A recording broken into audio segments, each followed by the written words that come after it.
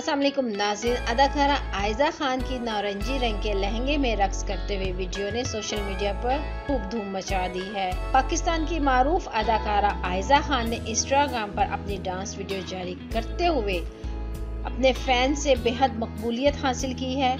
तफसीलात के मुताबिक आयजा खान ने इंस्टाग्राम पर वीडियो जारी की है जिसमें वो नारंगी रंग के लिबास में मलबूस हैं और अपनी नटखट अदाएं दिखाते हुए फिल्म सुपरस्टार के गाने नूरी पर रक्स कर रही हैं। आयजा खान का ड्रामा लापता कुछ दिन कबल ही नशर होना शुरू हुआ है, जिसकी अभी तक 2 एपिसोड जारी की गई हैं, लेकिन कम वक्त में ड्रामा तेजी से मकबूलियत हासिल कर रहा है।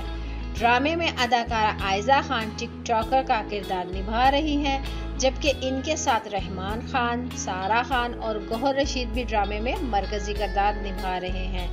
आयजा खान इस ड्रामे में बतौर गेती म्यूजिकल वीडियोस बनाकर शेयर करती हैं। तो नाज़रीन, इस वीडियो को लेकर अपनी राय का इज़हार नीचे कमेंट्स बॉक्स में ज़रूर करिएगा। वीडियो को लाइक करने के साथ साथ हमारे चैनल को भी सब्सक्राइब कर दीजिएगा ताकि लेटेस्ट अपडेट्स मिलती रहे।